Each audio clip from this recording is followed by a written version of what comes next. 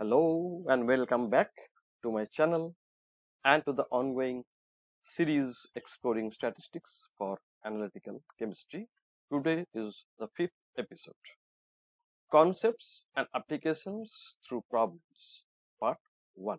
So far we have learned in our earlier few episodes, particularly episode 2 and 3, the random errors and its importance in analytical chemistry, its distribution, its statistical treatment of these random errors, Gaussian or normal distribution, etc., and a few concept terms. So today we will be exploring through problems, and that would be starting from our basics, some terms and concepts, random errors, normal distribution, mean and standard deviation, two important parameters of sample, and later on pooled sample. But more interestingly, in this episode we will discuss something using Excel. So we will explore the beauty and power of the Excel spreadsheet, particularly in analytical chemistry, statistical treatment. Here is a famous quotation. Darwin was the first person to effectively view evolution as primarily a statistical process. So let us go into the problems. The first thing, simple, define A, B, C, D. Standard error of the mean, coefficient of variation, variance, significant figures. The very preliminary questions. The standard error of the mean is the standard deviation of the mean and is given by the standard deviation of the data set divided by the square root of the number of measurement, S by root n. That is called or defined as the standard error of the mean.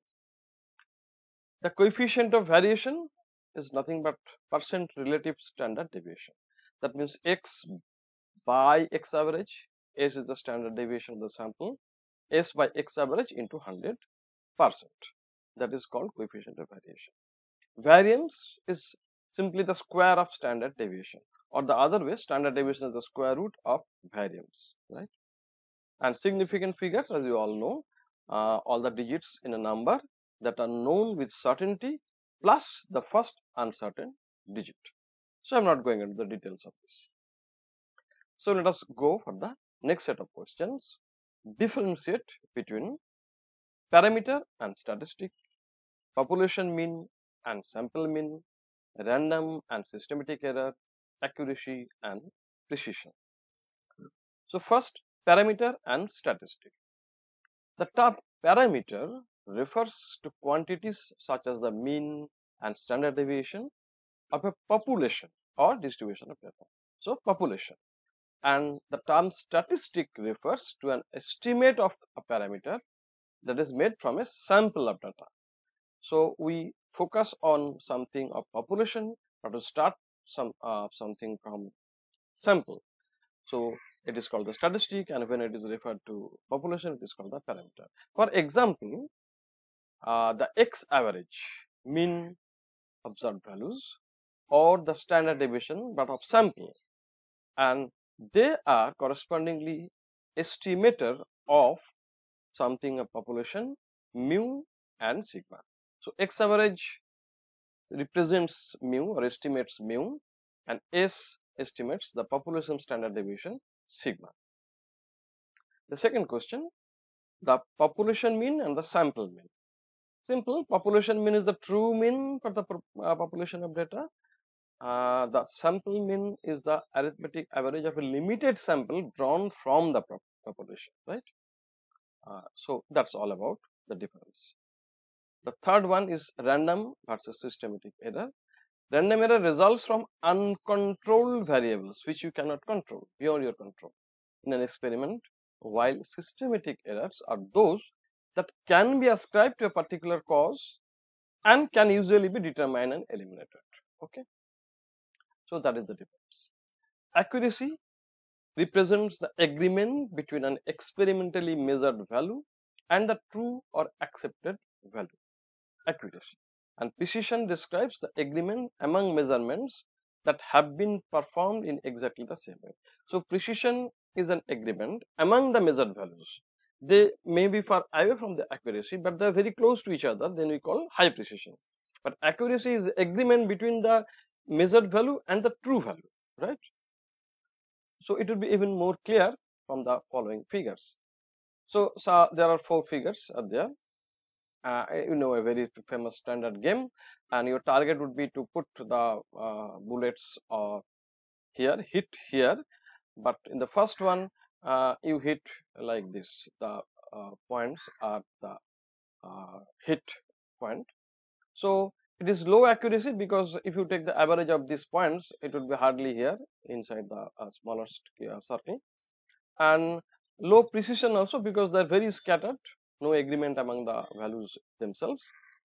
And here in the second figure, you see the scattering is much less, scatter is much less. So you can say high precision, but away from accuracy because accuracy means points to be here inside. So it is low accuracy and high precision, and here high accuracy because they are so evenly distributed that if you take the average, probably you will get somewhere here. So it is high accurate, but precision is again low because they are again scattered. And the fourth one is the ideal one. They are high accuracy and high precision both. They are very close to each other, so high precision, and accuracy because almost all are at the desired point. Okay. And another picture I would like to show, 4 analysts, 1, 2, 3, 4, they are measuring something, say these individual points corresponds to the individual measurement and their values, and this vertical line, the colored vertical line everywhere in 4 cases, it represents the average deviation from the true value. Average deviation, average of the values that you get measured, and if the average is very close to the true, then the difference should be 0. That means the vertical line should be very close to the 0. Here is the 0, right? So now you can analyze the second and fourth, as it seems they are highly scattered, right? So precision is very low, poor accuracy, poor precision. And what about accuracy? Here the vertical line is far away from the 0th line, so accuracy is very poor also. But here accuracy is somewhat very improved, but precision is very low. And here you see the precision is not that bad, but accuracy is also not that bad, right?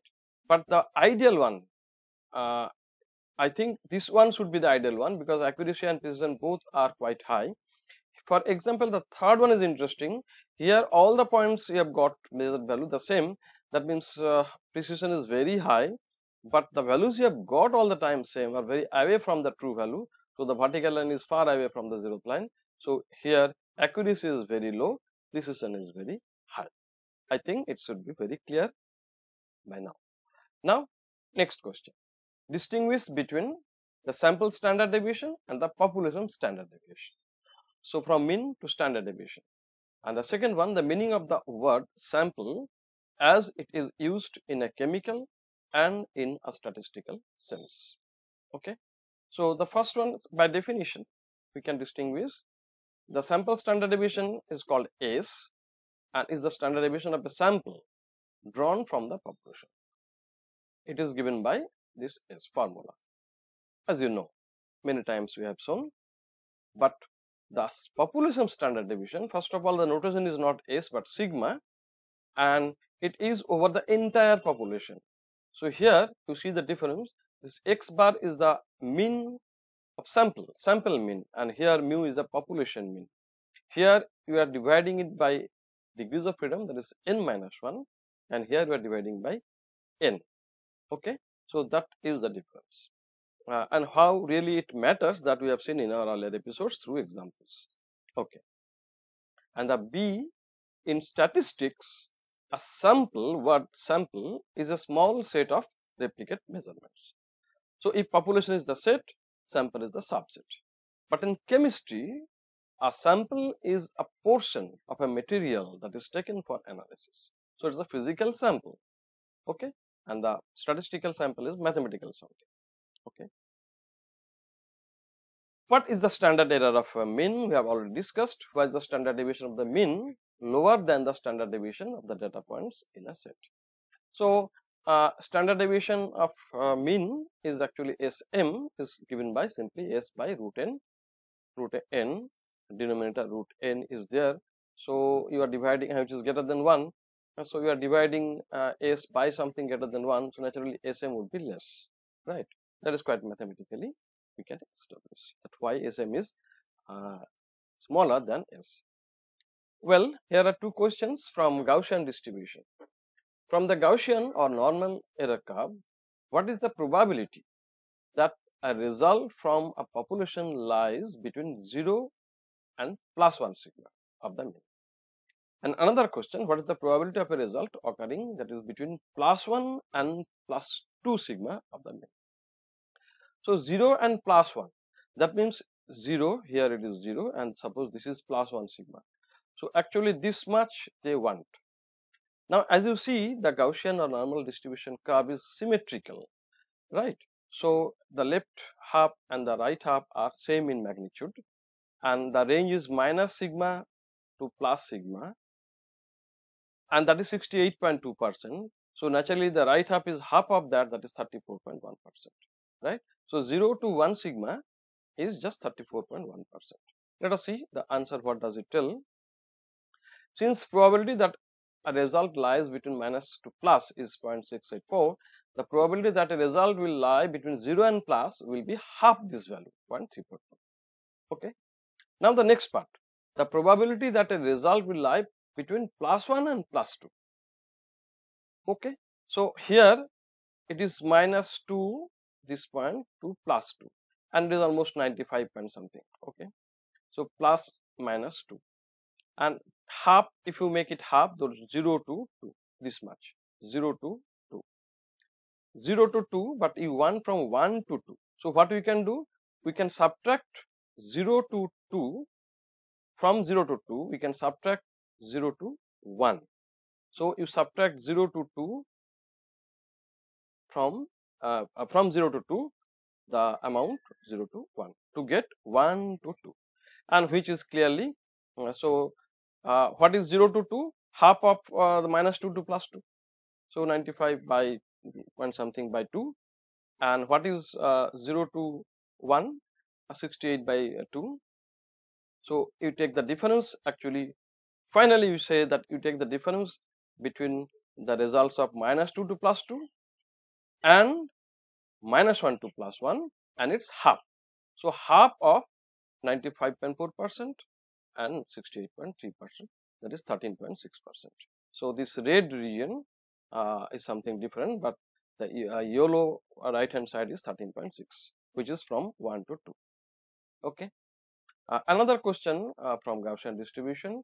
From the normal curve, find the probability that a result is outside the limits of ±2 sigma from the mean, and what is the probability that a result has more negative deviation from the mean than -2 sigma. Okay. So what it wants in terms of the figure, it wants actually the red portion, right, beyond ±2 sigma, ±2 sigma. And again they are symmetric, so they are equal in magnitude, and what we do, the result we get, since the probability that a result lies between -2 to +2 is 0.944, the probability that a result will lie outside ±2 is obviously 1 minus this 0.954, because the total probability is 1. So that is 0.046. So the sum of these two red region is 0.046, but the question wants beyond -2 sigma. This is the left side red, and which is just half of the result that you have got, that is 0.046 by 2 is 0.023. Okay, I think we have got it right. Now a problem that we will do by using calculator. Consider the following sets of replicate measurements. So there are a number of sets, A, B, C, D, E, F. We will do one, and rest of the things will be given for exercise. And what are the requirements? To find the mean of this data set, set A. So there are the data, mean, spread, median, range or spread, standard deviation and coefficient of variation. So we have seen the definition of all the terms. So just let us apply. Okay, how do we apply? We have done for set A only, and these are the results. You see the average or mean, the median, the range, the standard deviation and coefficient of variation for A. These are the results that you will get in the next slide, and similarly you can check for the other set B, C, D, E and F.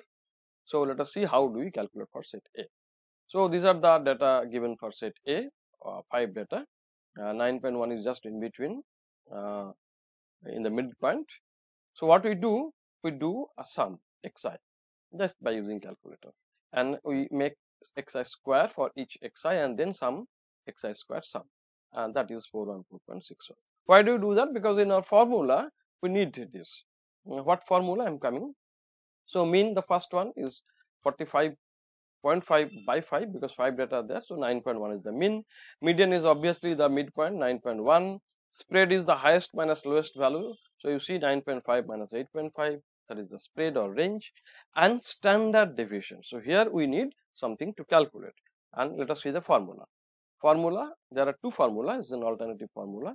So you need the xi square sum. So that is already we have done here, and xi sum square, that is 45.5 and its square divided by n, that is 5, and here n minus 1, degree of freedom is 1, so 5 minus 1, and the result gives you 0.37 standard deviation. And coefficient of variation is nothing but the standard deviation s by x bar, that is 9.1 into 100.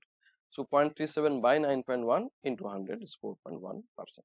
So demonstration of how to calculate different parameters or statistic by using a simple calculator. Later on we will see that most of the things that we can do very easily using Excel spreadsheet. So next one, it's a very simple one.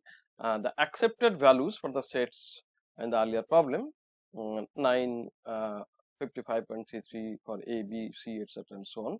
These are the accepted true value. Now for the mean of each set that we have already done, you have to calculate the absolute error and the relative error. So here we are exploring what is absolute error and what is relative error. For single set, here the results are that in the earlier slide we have done the mean of A, B, C, D, etc. Now the absolute error is what? For set A, 9.1 minus 9. So the accepted value, the true value is 9, and we have got the mean 9.1. So the absolute error is 9.1 minus 9, that is 0.1. Now the relative error, obviously 0.1, there is absolute error divided by the accepted mean or true mean into 1000 ppt, parts per thousand, that's why I am multiplying by 1000. So it becomes 11.1 ppt. So similarly you can calculate for B, C, D and F other sets. The second one, for example, the value is 55.29 and the true value given 55.33. So you take the difference and then divide by the value that is given 55.33 as true value into 1000. So you get minus 0.7 ppt. So plus minus both are possible for relative error. Okay. Now let us go for the next slide. Here is something interesting question. The standard deviation in measuring the diameter d of a sphere is plus minus 0.02 centimeter. So that is the uncertainty in measurement of diameter. What is the standard deviation in the calculated volume V of the sphere if d is 2.15 centimeter? So you know the relation between volume and diameter, 4/3 pi d by 2 whole cube, that is the volume, but diameter you are measuring, which you got 2.15 centimeter with some uncertainty of 0.02 plus minus. So what would be the uncertainty in the volume, right? That is the question. So here is a standard formula, standard deviation in exponential calculation. Suppose y is a to the power x. Then the formula goes like sy by y, that is standard deviation in y by the value of y, is equal to sa by a but multiplied by the power x. Here it is x, so x.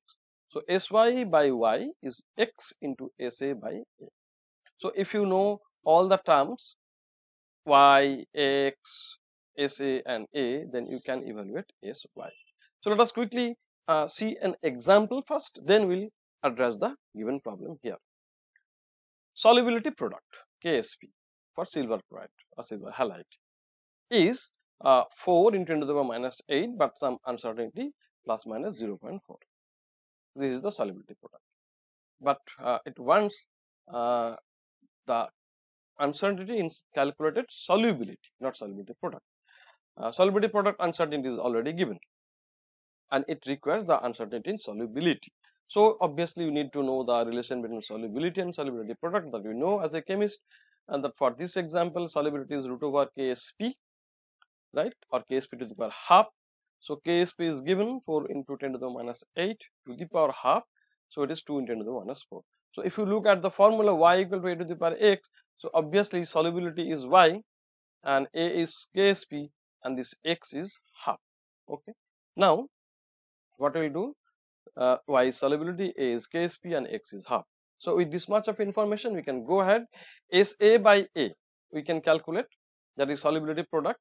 SA is 0.4, the uncertainty that is given 0.4 into 10 to the minus 8. So SA is 0.4 into 10 to the minus 8 and A is 4 into 10 to the minus 8. So it is basically 0.4 by 4. Okay, SA by A.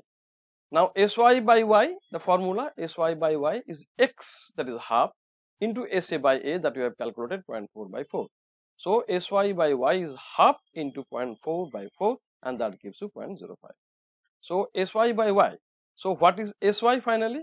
You multiply the result by Y. So it is Y into 0.05, that is 2 into 10 to the power minus 4 into 0.05 and that gives you 0.1 into 10 to the power minus 4.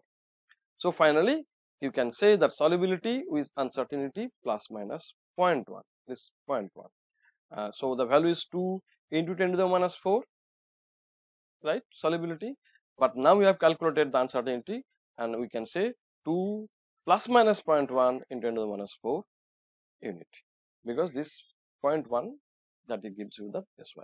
Okay, now it is very simple to crack the given problem, volume and diameter problem. It is very simple, the formula is same, but here you have to understand what is what. So let us see. Volume, the relation is 4/3 pi RQ or D by 2 whole cube. So some constants are there, but basically V is related to the D to the power 3. Power is 3. That means you have got X. X is 3, right? And the volume is 5.2 unit volume. Okay. So hence we write that SV by V is X into SD by D.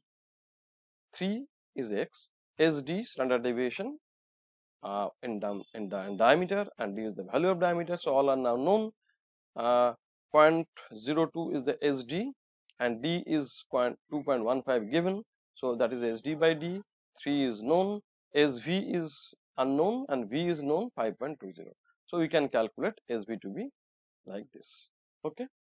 So 0.145 it has taken 0.1 significant figure, etc. Concepts are there. So V is like this. Okay. So that is the point. Now as we mentioned that at least a few cases we will see that how powerfully we can evaluate so many things using Excel spreadsheet. Expecting that you have some experience of handling Excel, I will still give a brief outline how we can use it. So let us see the problem first. Analysis of several plant food preparations for potassium ion yielded the following data. So the first sample we have taken 5 measurements, in the second sample we have taken 3 measurements, so on. So we have taken a number of samples, 5 sets, and these are the measured value of potassium plus. Okay. Now what to calculate? The preparations are randomly drawn from the same population. Then A, find the mean and standard deviation. S, for each sample.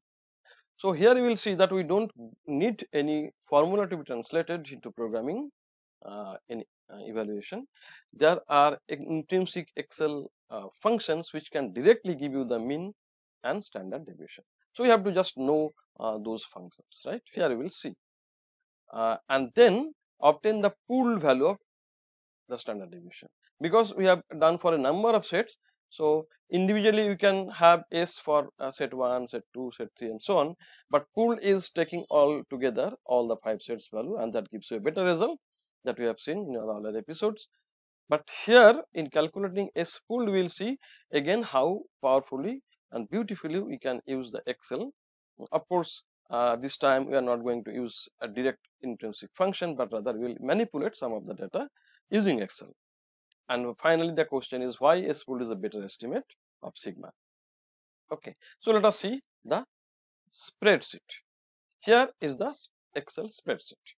Okay, we have calculated some numbers are here, so don't get confused or bothered much to start with. It looks so much of data, but to focus one by one. Here the first column, which is B column, and B5 to B9, the 5 data that were given in the question, they are just entered. Okay. Now what we need? A mean. So it is in the B11. Okay. So in the B11 cell, so you see what we are writing for B11 cell, this cell, we are writing actually here in the editing command line. B11 is average, simply the word average. Now average of what values? Just write B5. You see this is the B5 and this is the B9. So you just write B5 colon B9 within parenthesis. So B11 is average this. And if you write here in this B11 line and you enter, then you will get the mean or average directly. And for documentation part, we are writing here that it gives actually mean, right? So this is called the Excel documentation. Here we are writing mean, and how we are calculating mean, we are writing here in the B cell, B11 cell, what we are writing. And similarly, B12, what we have written here is standard deviation. So here we need to write for something the intrinsic function for standard deviation. How do we write in the B12 cell? We write STDEV, standard deviation. This is the intrinsic function in Excel for calculating standard deviation of what values? B5 to B9 again. So B5 colon B9, as simple as that. Okay. So we have calculated these two values, standard deviation and mean, but now we want S pooled, and you look at the formula that we need for every set the average that we have already got, and the difference between the individual value of that set minus the average, make it square, and then summation of all the values. That means here we have got 5 values, so we have to take x, I mean this one, the first one, minus the average, that means B11, B12, no sorry, B11, this value is B11. Okay, so x1 minus B11 whole square plus x2 minus B11 whole square, and here in the C column we are doing actually that you see the heading for documentation part, I have written xi minus x average whole square. So individually we are getting the square term first and then we will sum, right? So what we are writing at C11, and you see the next one C5, so this is C5, okay, C5. So C5 we are writing B5, that means this value B5 minus the average, and what the average is? Average is B11, 5.964. So we write in the special form $B$11. Why? Because in all the set, all the values, we are using the same x average. It is not changing, so it's taken as a constant. So that's why in C5 we are writing B5 minus $B$11, and then to the power 2, that means square. So that is the C5, and similarly you can just drag, you will get all the other values for C column, right? So we have got the first set this term, and similarly for the second set, third set, fourth set and fifth set, you will get all the square terms. So they are given here. This is the square term. So here you get the sum of these terms. So what we write in the C14, you see here C14 is sum. So it is very simple, sum of this 1, 2, 3, 4, 5. So how do you write? Sum C5, C9. So C5 to C9 sum. It directly gives you the summation of all the 5 values. Okay. Now what about C13? Here 5 is there and it simply count that how many data you have put here. So 1, 2, 3, 4, 5. So it gives you 5. But there is a straightforward way to calculate by Excel. And C13, what we are writing here in the C13 cell, count C5, C9. Just count. So it will just count the number of values here. So you get 5. Similarly, in the second set 3, third set 4, and so on. Why am I counting these numbers? Because here in this final formula, we need the number of data measured in each set, N1, N2, N3. So these are 5, 3, 4, etc. And NT is the total number of sets, and that is here written in L5. L5 that we have written 5, okay, on our own. So now we can go for the final formula. So you are getting the square here, here, that means here, here. So C14, E14, and so on up to this K14, right? Okay. So in this column, I mean cell, we need the sum, right here. That means L14. So what we are writing? C L14. Sum, again it's a sum, C14 colon K14. So it starts from C14. D nothing is there, so it will be added 0. So C, E, G, I, and K. That gives you the total of this square of sum, right? And what we need more? The total number of N1, N2, N3. So again you have to use that sum. Now L13 is sum C13 to K13 and L14 is sum C14 to K14. So C14 to K14 gives you this L14, and here C13 to K13 gives you the L13, which is the sum of the N1, N2, N3 dot dot dot. Okay. So finally, what you need? The B16 cell, where I have written for documentation S pool. That means finally the translation of this whole formula. So what is that formula? Sum of this term, that is I have already got, and that is L14. So L14 divided by this sum, that means L13 minus L5 is the number of sets, so L5, and the whole thing is taken square root. So we are writing in B16 cell square root of L14 by L13 minus L5. So that is the crucial point, that you have to carefully track the cell and write the proper cell in the proper values in the proper cells, right, in the working formula. And that if you just write B16 this and you just enter and you will get the value directly, just 0.11. That is the S pool value. So that is how we use the Excel spreadsheet. It's much better to do on your own. It's simple exercise, but a very funny and interesting exercise.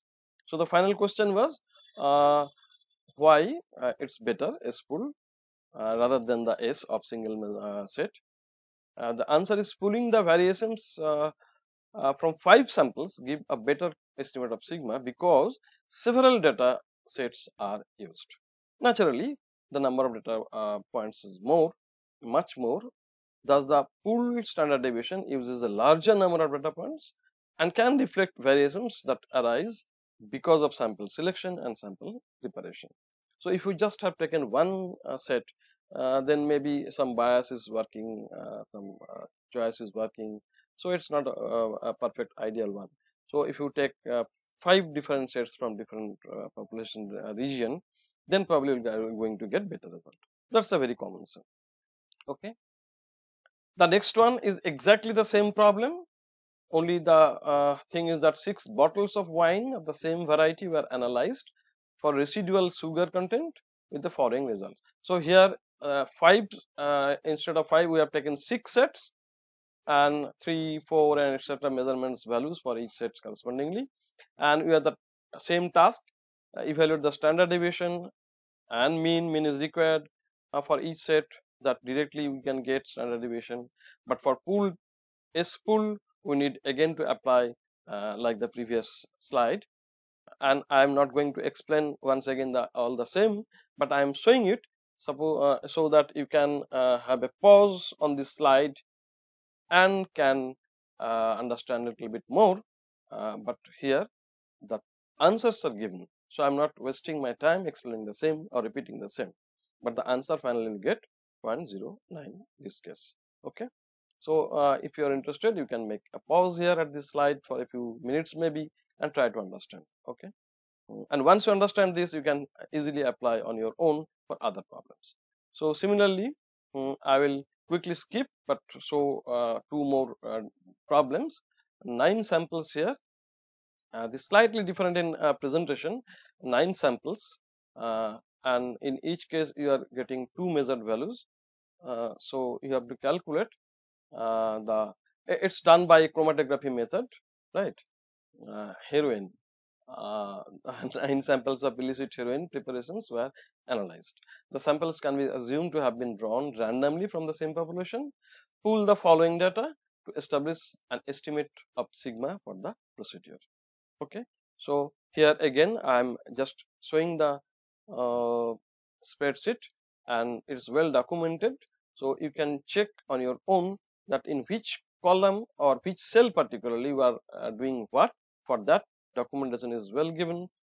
In some columns we are getting the average, and then the x minus x square sum for the first value, the second value, and that means this one, and then second set is first value and second value, that means this one, and so on. That means finally you need to sum all the values of these two columns, and that is given in this formula E14 and E15. So finally you will get E14 plus E15, the total all the sum, divided by again the number of is 18 and number of set is 9. So sample measured values is 18 and 9. So B14 minus B15. So here you see B14 is 18 and B15 is 9, and square root of this two summation, this effectively summation of this two column, this two cell actually gives you the whole numerator. Okay, so you can easily check now the next problem, which is very similar. And what was the problem? Just let me read it out. Calculate a pooled estimate of sigma from the following spectrophotometric analysis for NTA in water from the Ohio River. Okay, so the problem is the same, and the very pattern of the spreadsheet is also same, and you can check each cell what we are doing. Here is well documented what is doing in what cell is given here, and we can check it easily. So thank you for watching. Our next video in this series will be coming soon, and that would be exploring statistics for analytical chemistry part 6, and we will continue with concepts and applications through problems part 2, and this time we will discuss treatment or statistical treatment of data, how we do that, particularly involving confidence interval and confidence level. Okay, so till then, please keep on watching, do subscribe, and encourage your friends to subscribe. So thank you once again.